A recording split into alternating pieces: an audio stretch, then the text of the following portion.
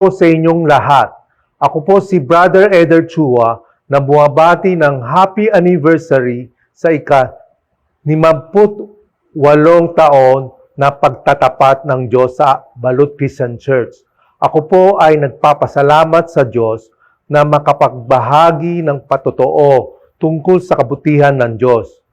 Meron po akong ibabahagi sa inyo na maiksi at simpleng kwento na nangyari sa akin at sa aking mga anak na maaari po natin mahihalin tulad sa Diyos pagdating sa kanyang provision sa kanyang mga anak.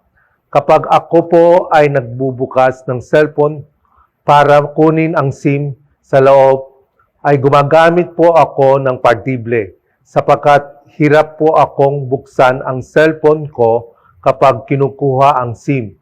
Kaya lagi ko pong dala ang partible sa aking bag. Minsan sinundo ko ang aking mga anak na si Junior at si Junia pagkatapos ng kanilang tutor. Habang pauwi kami, ang tsinelas ng aking anak na si Junia ay napigtas. Kaya hirap siya maglakad at hindi ko naman siya pwedeng kargahin dahil dalaga na siya. Kaya nagpray kami ng aking mga anak para makauwi ng maaga dahil umulan na at hindi pa namin inabot ang LRT. Biglang naisip ko na may dala pala akong partible at yon ang ginamit ko para pansamantalang maayos ang napigtas na tsinelas ng aking anak at umubra naman. Habang naglalakad, salamat sa Diyos at nakakita kami ng mabibilhan ng tsinelas at nakabili kami. Kaya mapayapa kaming nakauwi ng aking mga anak.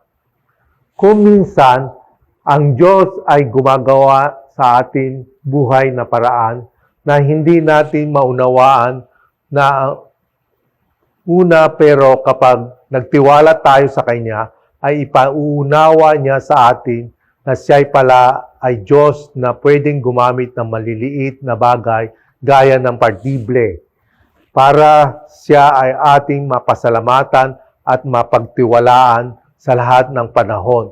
Kaya mga kapatid, magpatuloy tayo sa paglilingkod sa Diyos at huwag titigil sapagkat alam natin na hindi mawawalan ng kabuluhan ang ating mga gawa.